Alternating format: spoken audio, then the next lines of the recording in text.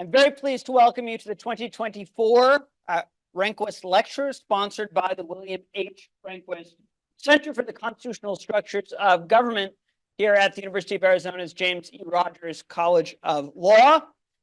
I am Andrew Coan, Director of the Rehnquist Center and Associate Dean for Research here at the College of Law. Today's lecture is actually going to be a conversation on Donald Trump's eligibility for re-election to the presidency and the Trump v. Anderson case, which is currently pending before the United States Supreme Court. This case has the potential to be one of the most important and practically consequential decisions in the history of the United States. And we are very fortunate to have Professor Ned Foley here, one of the nation's leading election law experts, to discuss it with us today. Ned is the Charles W. Ebersold and Florence Whitcomb Ebersold Chair in Constitutional Law and Director of the Election Law Program at the Ohio State University Moritz College of Law. He is a current Guggenheim Fellow and for the spring 2024 term, a distinguished visitor here at the University of Arizona's James E. Rogers College of Law. He is also a former Solicitor General of the state of Ohio. And as it happens, the second consecutive former Solicitor General of the state of Ohio that we've had here with us delivering a Rehnquist lecture. I gather, friend and colleague, Judge Jeffrey Sutton of the Sixth Circuit delivered the Rehnquist Center lecture here last year. As I'm sure most of you know, the Colorado Supreme Court recently ruled that former President Donald Trump is ineligible to run for re-election under Section 3 of the 14th Amendment of the United States Constitution. This provision disqualifies anyone from federal office, any person who has engaged in insurrection against the United States Constitution after previously taking an oath to support the same. And we have, hopefully, if my clicker is working here, thank you, Ricardo, the text of Section 3 of the 14th Amendment, which we'll leave on display here behind me for the entirety of today's event. The United States Supreme Court has granted review of Colorado Supreme Court's decision and will hold oral argument on Thursday of this week, February 8th. The case is captioned Trump v. Anderson, and the question presented is whether the Colorado Supreme Court erred in ordering former President Donald Trump excluded from the 2024 presidential primary ballot. We will try to save time for a question or two from the audience at the end of today's session, but we only have 1 hour, and we have a lot of material to cover, so this may not be possible. Ned, before we get to the facts and the procedural history of Trump v. Anderson, can you tell us a little bit about the origins of Section 3, what motivated it, how it was understood, and how it was applied at the time of its adoption? Sure. And let me just say it's great to be here. I'm having a great time this term and delighted to be here, and delighted to be here with all of you for this event discussing this incredibly important and difficult case. So I'll try to be as brief as possible with all of this so we can have questions. The Civil War is obviously the setting for this provision. It was designed to stop those who betrayed the country, who had taken an oath to be loyal to the United States, who had betrayed that oath from coming back into service, so former Confederates. A person that I think is useful to think about in historical context in this regard was the Vice President of the United States, John Breckinridge. In 1860, he actually ran against Abraham Lincoln in 1860, got the electoral votes from the South. He was the vice president who presided over the joint session of Congress that allowed for Lincoln to become president and did his duty at that time, but then joined the Confederate Army, eventually became Confederate Secretary of War. And he was a young vice president, the youngest in the country's history at the time. And so after the Civil War was over, he went back to his home state of Kentucky. People wanted him to get back into politics because he had been popular, he'd been vice president. He understood himself to be disqualified by this provision and would have needed Congress's 2/3 approval from each house to be reinstated, and he decided his political career was over, so he wasn't going to do that. So that's, I think, the historical setting. Now, the 14th Amendment has 5 sections, not just Section 3 here. And Section 5 of the 14th Amendment, which is not displayed on the screen behind us, gives Congress the power to enforce every other section of the amendment, including Section 3, through, quote, appropriate legislation. Has Congress ever exercised this power to enforce Section 3 specifically? Yes, the 14th Amendment was ratified in 1868. 2 years later, in 1870, they adopted an enforcement provision. Then they repealed that through the 2/3 rule here and granted amnesty in 1872. So for a brief period during Reconstruction, there was a congressional statute to enforce it. The other thing that's relevant is that the houses of Congress under Article 1, Section 5, the Senate and the House have independent power to enforce the eligibility for members of each branch, and it's been enforced that way as well as through the congressional legislation. Does any of the legislation that Congress has passed under Section 5 enforcing Section 3 remain? In fact, and in particular, there is a federal statute, I gather, which makes insurrection a federal crime and prescribes disqualification from office as a penalty for that crime. Was that statute passed pursuant to Congress's Section 5 enforcement powers? No, the criminal law against insurrection actually predates the 14th Amendment. It was passed earlier in the 1860s, and it still exists. So there is this criminal punishment for engaging in insurrection, as I think many people probably know, the pending indictments against former President Trump, including the one related to his conduct in connection with the January 6th attack at the Capitol, does not charge him with insurrection. So you can think about that statute as being still on the books as a way to enforce Section 3, but it really wasn't intended for that purpose. It actually has broader scope because, as you pointed out, Section 3 only applies to disqualify people who previously took an oath to uphold the Constitution and betrayed the oath. The insurrection criminal law applies to anybody who engages in insurrection, whether they were an oath breaker or not. Has Section 3 ever been applied to disqualify a candidate for office outside the context of the Civil War? Yes. I think 2 examples are relevant here. One, right after World War I, there was somebody elected to Congress and to the House of Representatives, and the House refused to seat this individual, arguing that he had given aid and comfort to the enemies in World War I. So that was an example of a kind of enforcement by one chamber against a member-elect. And then more recently, this didn't go to the U.S. Supreme Court. It wasn't in the context of an election, but there was a sitting local official in New Mexico at the county level who had been a participant at the Capitol, riot on January 6th. And he was disqualified judicially in lower court proceedings on the argument that the January 6th riot was an insurrection and he engaged in it. And so that is a precedent, but not at the U.S. Supreme Court level. Besides Section 3 and Section 5 of the 14th Amendment, is there any other constitutional provision that we need to understand the issues in the Trump v. Anderson case? Yes, 2 really. One, the First Amendment we could get to in terms of insofar as Trump's conduct was speech related, the speech at the Ellipse earlier on January 6th, and so what's the relationship between the First Amendment and engaging in insurrection. But perhaps even more important than that, or before you even get to the merits, there's this looming issue of who gets to enforce Section 3. You've already alluded to Section 5, definitely gives Congress the power to enforce it, but is that congressional power exclusive or not? That is going to be one of the key questions in this case. Does that power in Congress disable the state governments from having independent enforcement authority?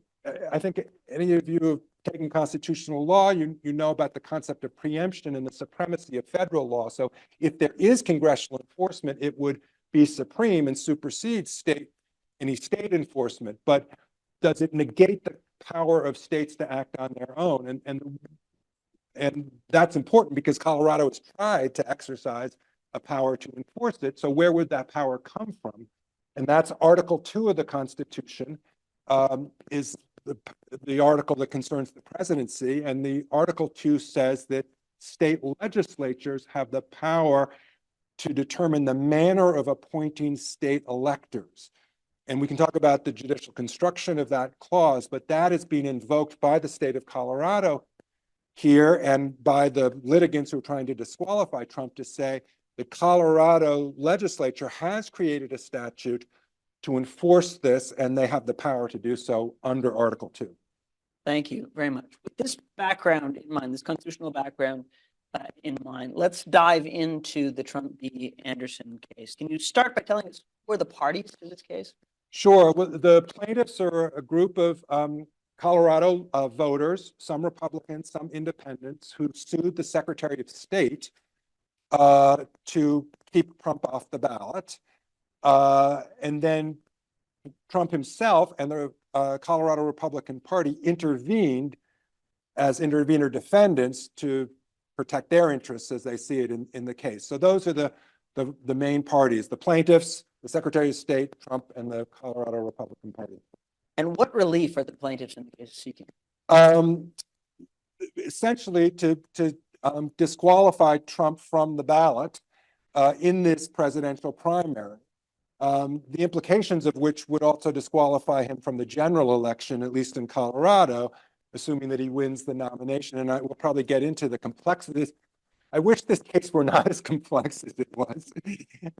It's obviously politically fraught for reasons that we all know and will discuss, but there are few cases that have as many really hard issues and that are interrelated in a very hard way, in part because our system of electing presidents is just so darn complicated with the Electoral College system and the presidential primary system built into it. So although this case technically is just about the Colorado primary, not any other primary, it has these huge implications nationwide and for the general election as well. How did the Colorado Supreme Court rule in this case? So it was a 4-3 ruling, and they ruled him disqualified under Section 3, and then under the Colorado statutes that disentitled him to be on the ballot for the primary, which is on Super Tuesday that's coming up.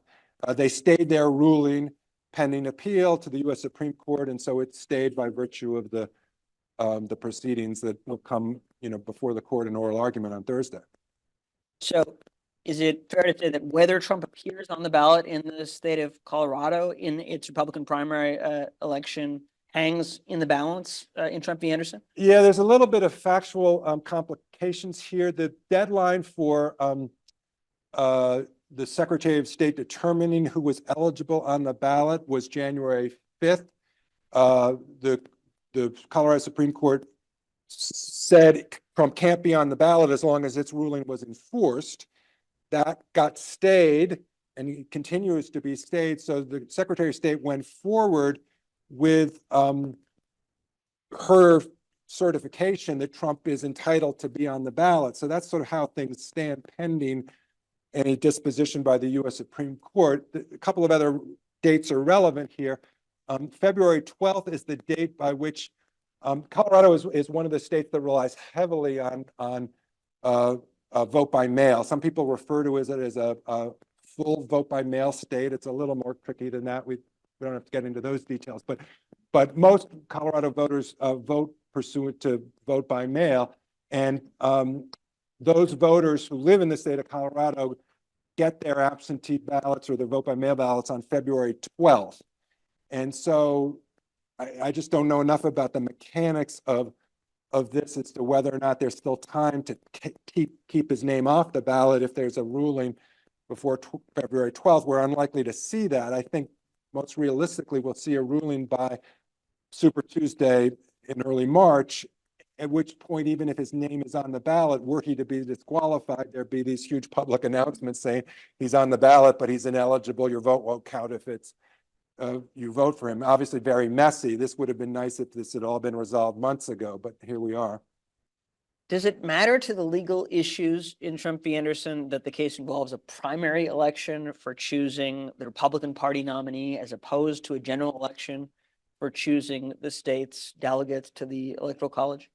Well, it does for procedural reasons. I mean, substantively, again, the same Section 3 issue is, hovering over this whole case. And one of the issues in the case is the terms of this provision only make you ineligible to hold the office. Again, assuming that it applies to the presidency, which we'll get to. It doesn't technically make you ineligible to be a candidate for the office. And so even with respect to the general election, there's an argument in the case that, well, even if Trump were barred from being inaugurated again, he can still run in November. And if he wins, it's up to Congress to stop him. That, I think, is very fraught with peril for reasons that we could get into. But that is an argument in the case. It's even more of an argument to say his eligibility issue is premature in the context of a primary, because running in a primary is just trying to run to be the nominee of the party, which is chosen at the party's convention in July. And that's the convention is an entirely internal party procedure.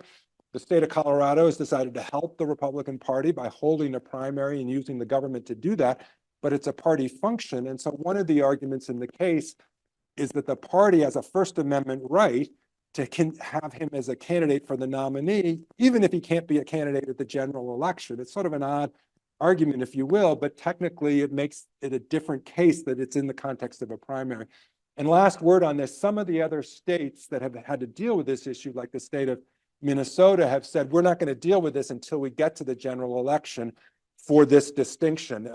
So Colorado really said, no, our law means that if you're ineligible in November, you're also ineligible in a primary, and we'll enforce our rules now.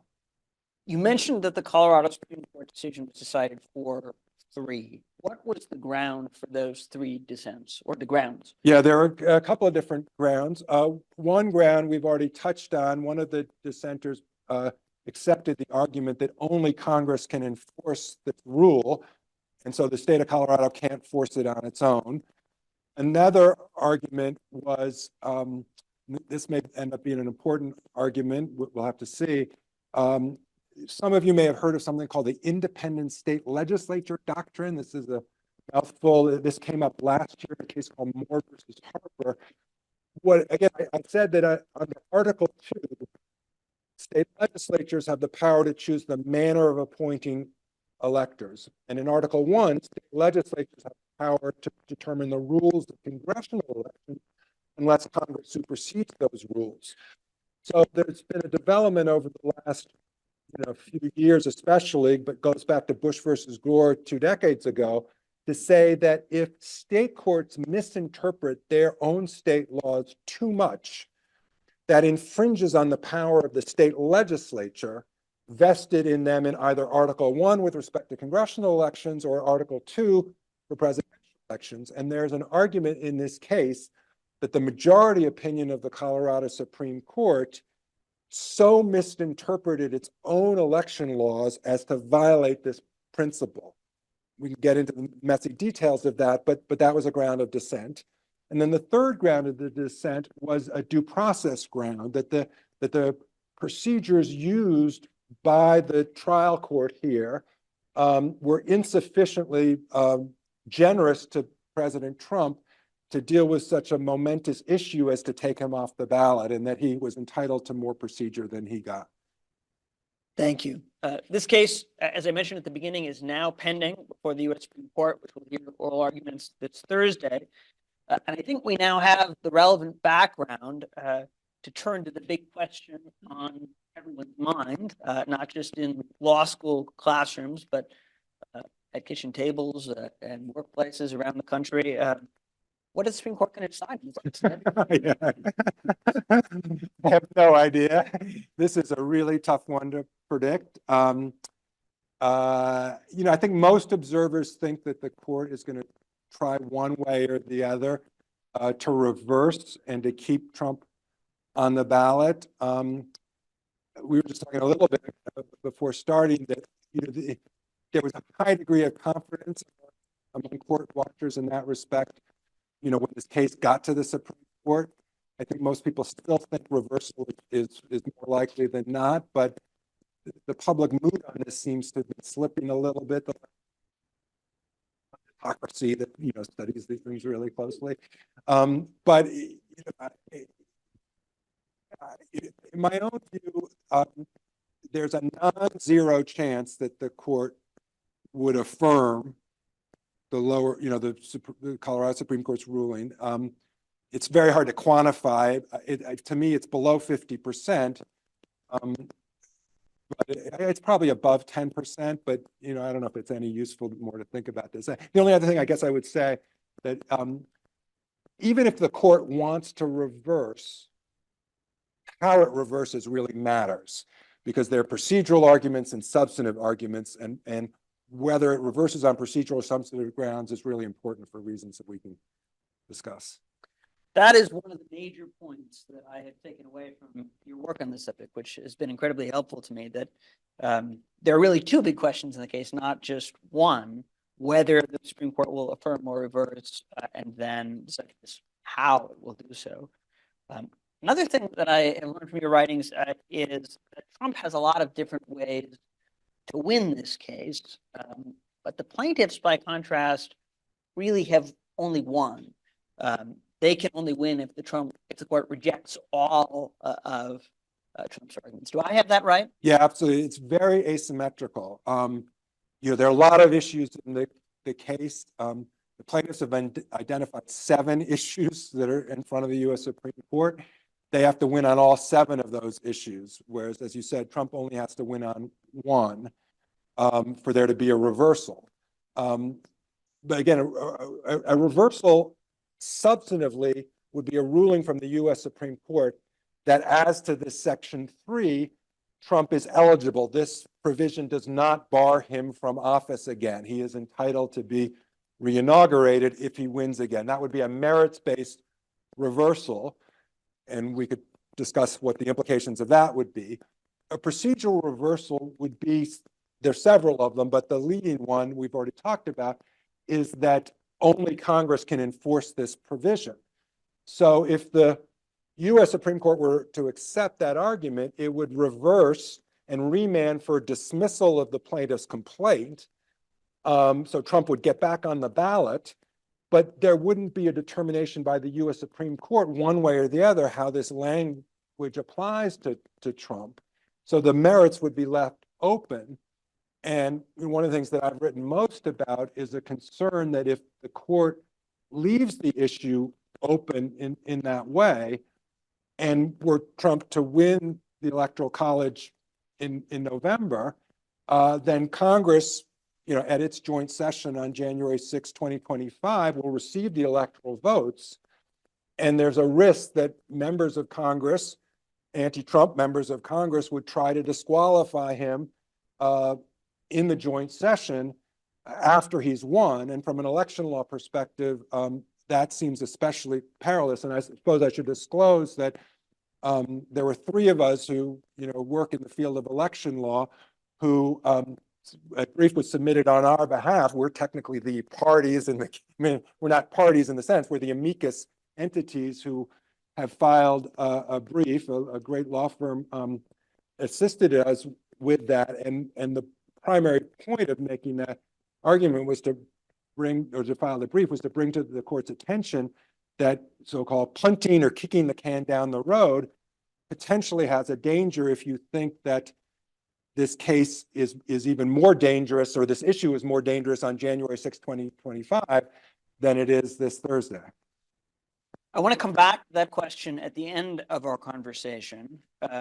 And we're going to talk a lot about the various arguments in this case that Trump has pressed and the plaintiff's responses to them. But before we do, I want to ask you a question, which I think is probably on a lot of people's minds. Those of us who were born in the 20th century might call this the Tina Turner question. What has law got to do with it? You know, 6 of the justices on the current Supreme Court were appointed by Republican presidents. 3 of them were appointed by Donald Trump himself. And we all know that ideology and partisan affiliation are strong predictors of judicial votes. So in a case as politically momentous as this one, can we really expect the outcome to be driven by legal arguments and legal reasoning rather than political loyalties? Well, I mean, this is complicated in this case in particular. Call me naive. I mean, obviously it's true. We can observe the court in practice, and we see the current court divides a lot to 6-3. But I do firmly believe that that is more a reflection, much more a reflection of jurisprudential ideology than it is a pure partisan affiliation.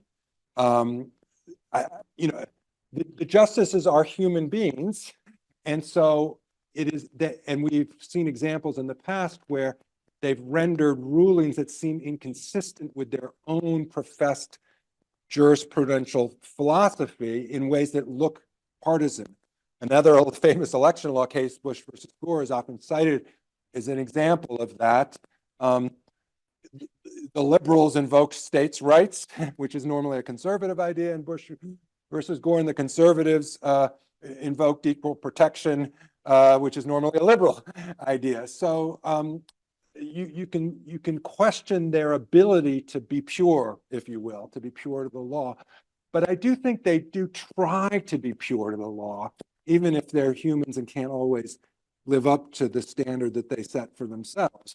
Again, they have such different views of the law, and it now tracks that the 2 different jurisprudence track in partisan ways. We sort of have, I mean, you all know we have a Federalist Society, an American Constitution Society. You know, we have a blue jurisprudence and a red jurisprudence, but there's still jurisprudential views in the polarized world that we live in.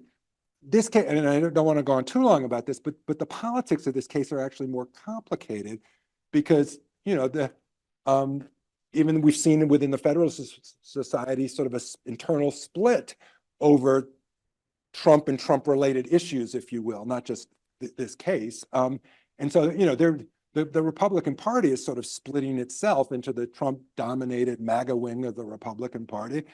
And, you know, the primaries are going on, and you can judge whether or not, you know, Nikki Haley has any chance at all, or whether she's more like an independent candidate than trying to run a Republican primary.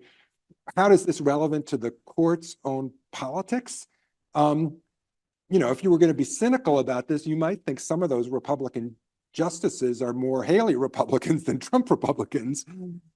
I hope they don't let that kind of partisanship affect their judgments, and I don't think they will in any overt conscious way. I think they will try to do their job under Marbury versus Madison. But I don't think you can think of this as simply red versus blue. It's more complicated. So you've distinguished between partisan affiliation and judicial ideology. And I want to just ask you a follow-up question about that, because, of course, one of the judicial ideologies that has gotten a lot of attention in recent years, I think with Trump's 3 appointees to the Supreme Court in particular, is originalism. And another idea that maybe is less familiar to the general public, but which has played a big role on the liberal side of a lot of important constitutional questions, is something more like pragmatism, one that takes policy considerations seriously and practical consequences seriously. Justice Breyer was a famous pragmatist in the Supreme Court before he retired. And one of the striking things about this Trump versus Anderson case, I think, is that maybe the single most important argument that we have seen for Trump's disqualification, the most influential one, has come from a pair of conservative originalists, University of Chicago law professor William Bode and professor at St. Thomas Law School named Michael Paulson. Does this case scramble these judicial ideologies as well as this question of political partisanship in any interesting ways? Yeah, no, it definitely does. And I suppose I should say, as a preface, one more thing about the amicus brief that, we filed. It was in support of neither party, and it did not take any position on the merits of the Section 3 issue. So we didn't say whether he's qualified or disqualified. We did take a position on is congressional authorization required, and we said no. Our understanding of the text and of the whole Constitution that's relevant and the original understanding means that states do have this enforcement power. Colorado enforced it, and now it's on appeal, and so the U.S. Supreme Court should address the merits. But I want everybody to be clear sort of where I'm coming from in terms of the arguments that I've made and the position that I've taken. I do think, not just because of this very important law review article that Bode and Paulson wrote, but they and others have said that if you are a sincere originalist and textualist, there are strong reasons to think that ends up with the conclusion that Trump is disqualified.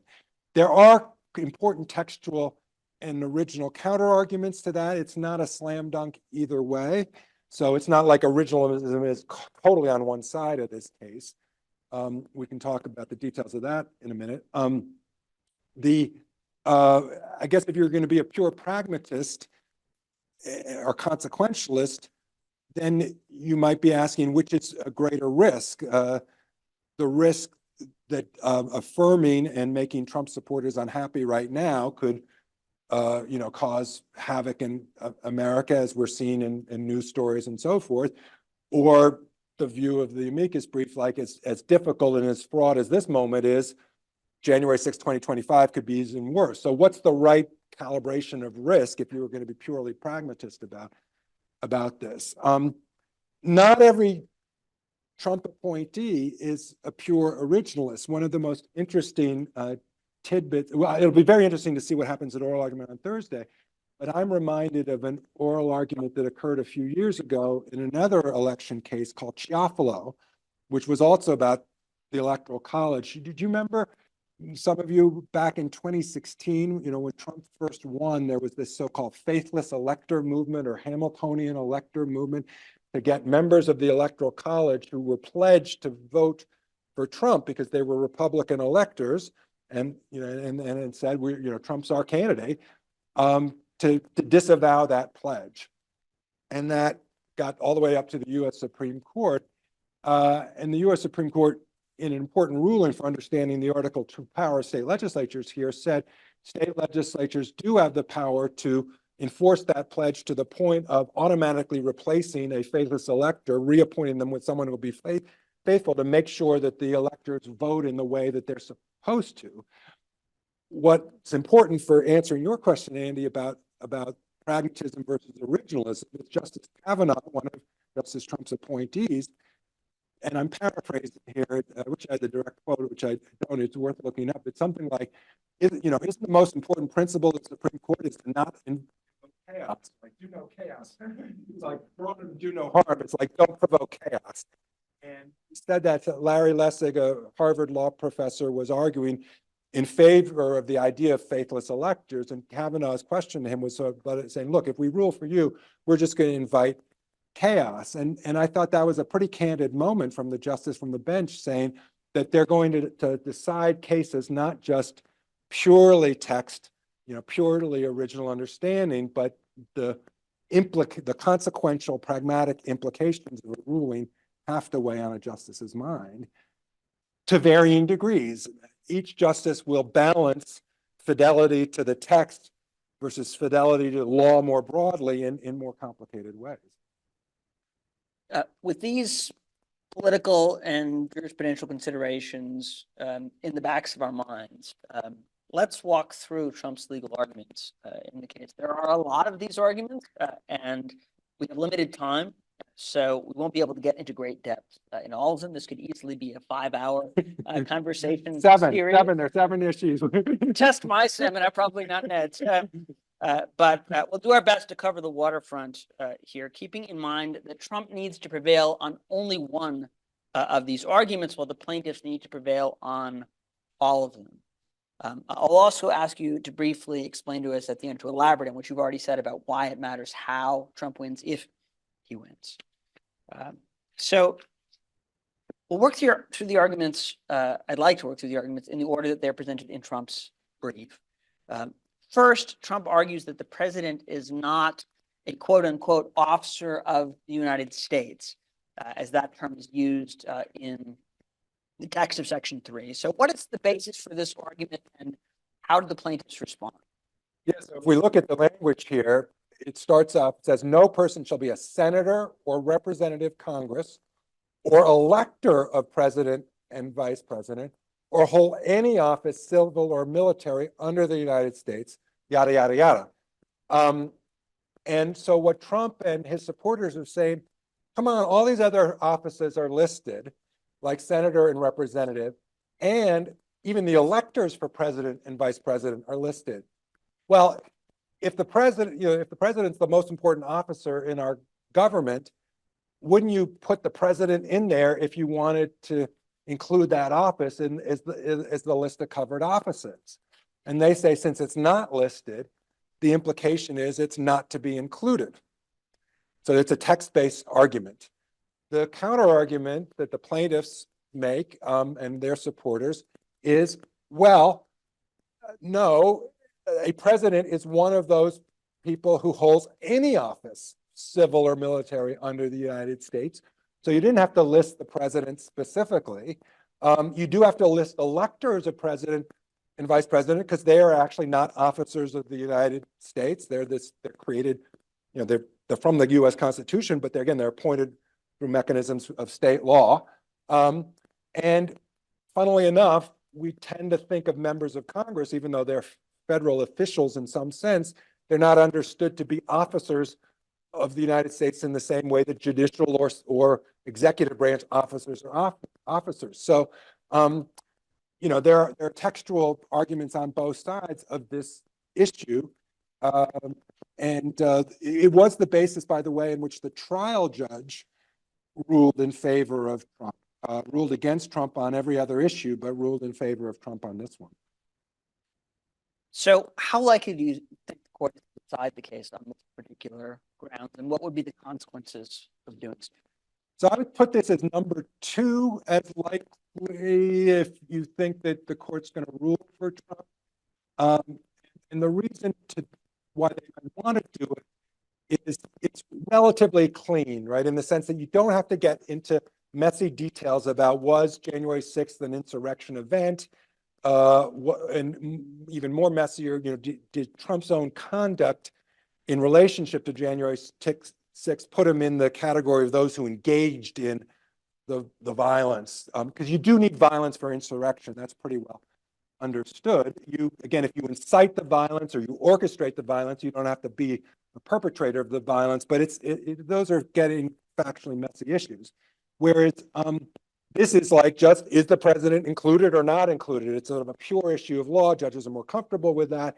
And if you're being a little bit cynical about it, very unlikely that a narrow ruling in Trump's favor will have any implications down the road, because most everybody else who ends up serving as president will have taken an oath of office, oath to support the Constitution in some predecessor office, whether as governor, as U.S. senator, attorney general, or something like that. Trump is unique in American, I don't know, completely unique, but one of the very few presidents we've ever had who never had any military or civil office before. So, so to say that he's exempt from this provision by this sort of, technical reason is going to leave pretty much everybody else covered. So that's why it might be attractive for them. The other thing that it does is it makes it much harder for Congress to try to disqualify Trump on January 6, 2025 if he wins, because it is a merits ruling. It doesn't debate his responsibility for the insurrection or not, but it says the proper understanding of this provision means it does not bar him from returning to the presidency. So it kind of closes off the merits on that basis. So that's the arguments in its favor. The argument in against it is sort of what people refer to as the common sense argument. I mean, come on, if everybody else who takes an oath is disqualified, not the most important person, so the court's going to have to decide what he wants to do with that. Trump's second argument is that he did not engage in insurrection within the meaning of Section 3. So what is he arguing here, and how do the plaintiffs respond? Yeah, so that's probably his strongest argument in the case, maybe except for the so-called independent state legislature doctrine issue, which we could get to. But of the merits arguments, everybody I'm sure in this room has some view about Trump, right? Right, and whether you like him, dislike him, whether you think he was an insurrectionist or not, we're all entitled, to our views. And if you try to put yourself in the shoes of the justices deciding this case that they have to rule on this issue, even if a justice is predisposed to a particular view on this, you've got to acknowledge that there are arguments on the other side. So if you think he is an insurrectionist, I mean, it's a classic line drawing. Everybody knows about slippery slopes and line drawing problems. What is it? I mean, was Josh Hawley an insurrectionist? Was every member of Congress who objected to elect Biden's electoral votes an insurrectionist? No, I think most of us would say, as awful as those of us who think those objections were awful and inappropriate, would still say that those people didn't participate in the violence. They wouldn't come within the scope of the insurrection provision. Trump, say what you will about Trump, but he knows how to use language in a public forum. So he was trying in his ellipse speech, I think, to rile up the crowd, but in words that he wanted to not cross the line. And so it's debatable whether or not, if you look at that speech in particular, did it cross the line into incitement? He said, march peacefully, right? I mean, there is a decent argument to say that he can't be responsible for the violence. There's a decent argument on the other side. Come on, look at his tweet. It'll be wild. The fact that he, apparently said after the hang Mike Pence, he deserved to be hanged, that he didn't call out the National Guard to protect Pence and the members of Congress. So I just think that this is I think you can argue the facts either way. In your mind, is the chief ambiguity with respect to the term engage or with respect to the term insurrection? Or do you think there's ambiguity about whether January 6th and Trump's involvement satisfies either of those terms? There's ambiguity about both. I think there's much more ambiguity on the engage as applied to Trump. I'm not personally persuaded. Again, we didn't take a position in the brief, but I think my own view is that the January 6th attack was an insurrection. It was trying to prevent the peaceful transition of power.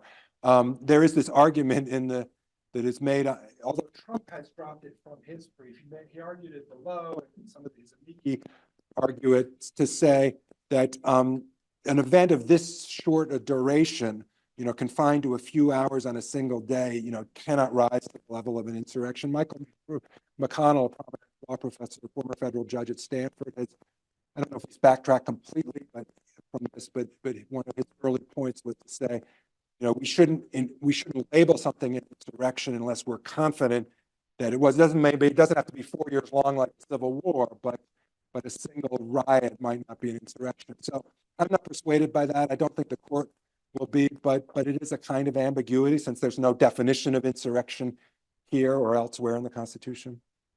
How likely do you think the court is to decide the case on this particular ground, and what would be the consequences of that kind of a decision? Yeah, I think, well, if they affirm, again, the court were to affirm, they would have to rule for the plaintiffs on every issue, including that Trump did sufficiently engage according to the evidence presented in this case. If you think there's a 10% chance of an affirmance, I guess you think there's 10% chance they'd reach this issue. But I think I continue to think they'll reverse, and I don't think they'll reverse on this ground, even though in some sense it's Trump's strongest. I don't think the court is going to. One of the things that we've alluded to in the politics is I think the chief is going to try to marshal an opinion that speaks for at least 7 of the justices, if not all 9. People have talked about this case like Brown versus Board of Education or the Nixon Watergate tapes case. It's one of those cases that it would be really desirable if it was a 9-0 opinion. And it seems to me getting 9-0 on the factual issue of did he engage in insurrection is going to be impossible. You might be able to get 9-0 or 7-2 on some of the more technical issues. Trump's third argument in the case is that Section 3 is not, quote unquote, self-executing, meaning that only Congress has the power to enforce, where Section 3 only has legal effect if Congress has passed enforcement legislation under Section 5 of the 14th Amendment. Colorado Supreme Court doesn't have the authority to enforce it absent congressional legislation. A state legislature doesn't have legislation. What is the basis for this argument, and how do the plaintiffs respond? Yeah, well, the strongest basis for this argument is a case called the Griffin case, or In re Griffin, which is a 19th century case, right, shortly after the adoption of the 14th Amendment. Complicated case in that it was when justices of the Supreme Court rode circuit, if you've heard that phrase, where they went around the country as it existed then, acting as a lower court judge. And Chief Justice at the time, Chief Justice Chase, was riding circuit in Virginia over a case involving someone who had been convicted in Virginia State Criminal Court by a state judge who had been on the bench for a long time, had sworn an oath to the Confederacy after having sworn an oath to the United States, and so was within the terms of this provision, everybody agreed, but remained on the bench, had not been removed, and presided over this criminal conviction. And so the defendant sued in federal habeas corpus to say, my conviction is invalid since the judge was should have been out of office. And the Chief Justice, who could have relied on other grounds and sort of did in part of his opinion, said, by the way, you can't really enforce Section 3 unless Congress creates a mechanism to enforce. So if the U.S. Supreme Court wanted to invoke this idea, they could say, look, the Chief Justice of the United States, almost contemporaneously with the adoption of this provision, has said essentially this point. And so it'd be relatively easy to write that opinion, which is sort of why I think this is the basis that Trump is most likely to win on. And, full disclosure, again, it's the position that we argue against in our amicus brief, but I think the court's going to rule against it. I mean, I think we're right on the merits of why Article 2 does allow states to give the state legislature to give state courts the power to do this. But I think the court will seek this as a convenient way out to just rule, to wash its hands of the matter. Did the plaintiffs offer other responses to this argument besides the Article 2 argument that you make in your brief? No, well, so this phrase self-executing, I think, is very misleading and unfortunate because, and unfortunately, the Broad Polson article that you mentioned tries to make the claim that something is self-executing means it enforces itself, right? It's just automatically, it has the ability to enforce it, and everybody who is bound by the U.S. Constitution has to respect it. And so they say, the Secretary of State is obligated to enforce it, a local election official obligated to enforce it. That seems to me wrong because of the Article 2 point. State legislatures can enforce it or can choose not to. Congress can enforce it or choose not to in the context of a presidential election. But, the cop on the street can't just say, I'm going to stop you, Trump, from being a candidate because I am bound by the U.S. Constitution. So I think it is true to say that it's not self-executing, but that's not enough in terms of what's really at stake in the case. So the plaintiffs make that point to say you don't have to rely on a self-executing argument. The argument you have to rely on is whether or not states can do it. And they make that argument. And everybody who tries to make this argument has to say something about the Griffin case. One of the points that's made about that is that it's just a totally different context, as I described to you. It's not about presidential elections. It's not about elections at all or candidates. It's about a sitting judge who hasn't been removed yet. is arguably dictated. So, you know, if the court wanted to distinguish Griffin, I think it could very easily. I just don't think it's. So Trump's fourth argument in the case is that Section 3, at the very worst, even if he engaged in insurrection within the meaning of that provision, disqualifies him from holding office. It does not disqualify him from seeking office, and that it would therefore be unconstitutional for Colorado to bar him from appearing on the Republican primary ballot. What is the basis for this argument, and how do the plaintiffs respond to this one? Yeah, so we talked a little bit about this in connection with the language, and how, you know, if it has any force, probably has more force in the context of the primary than the general. They're trying to make a technical point that says they're adding an extra qualification. And what the plaintiffs say in response is, no. I mean, this case is obviously about Section 3 and insurrection, but there are other eligibility requirements to be U.S. president, right? You've got to be 35 years old. You've got to be a natural-born citizen, whether we like that provision or not. And you can't have had more than 2 terms, right? So Barack Obama can't be president again, even if he might be a better nominee for the Democratic Party than he's younger than Joe Biden, right? But you know, you can't vote for him in the Democratic. So as you think through yourself, if you listen to the oral argument on Thursday, ask yourself which of these arguments solely apply to the Section 3 issue versus which of these arguments would apply to other qualifications issues. And I think this question relates to that, because suppose somebody is, you know, 32 years old running for president. So they're not eligible yet, but they might become eligible for some part of the last year of their 4-year term if they won. Right? You understand the math of that, right? So on the date of election day in November, they're too young. On the date of the primary, they're too young. On the date that Congress counts the electoral votes, they're too young. One of the arguments that Trump and the supporters on this point are saying that, well, it doesn't disqualify you from being a candidate. And so if you win and you're ineligible, you just have to wait till your eligibility arrives. And then your vice president elect becomes acting president until the disqualification is removed. Congress can remove the disqualification if it wants to by a 2/3 vote. And in the case of somebody who's 32 years old, time will remove the disqualification eventually. The counter argument is that no, Colorado can say, look, you know, presidential elections are too important for voters to throw their vote away on somebody who's 32 years old, who's going to be ineligible for most of their term. And so they could keep that person on the ballot to enforce the other eligibility rule. Yes, they're enforcing it a little bit in advance, but that's part of their Article 2 power to say our electors, the people that are appointed electors, again, we don't get to vote for president. I know it's hard to think about, but we don't. We vote for electors.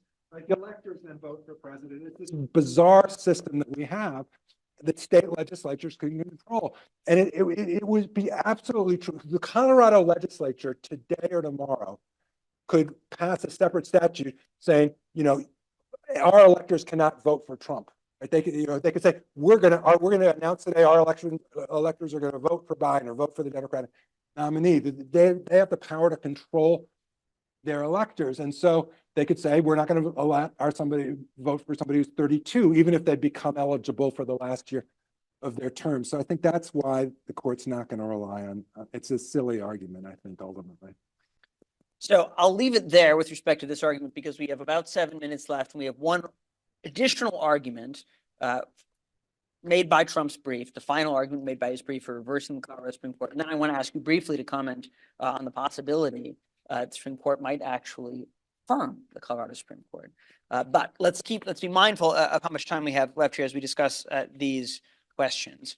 Trump's fifth and final argument in his brief is that the Colorado Supreme Court's decision violated the Electors Clause of Article 2, which we've talked about a couple of times already, which gives authority over the selection of electors to state legislatures and not to state courts. So what is the basis for this argument, and how do the plaintiffs respond?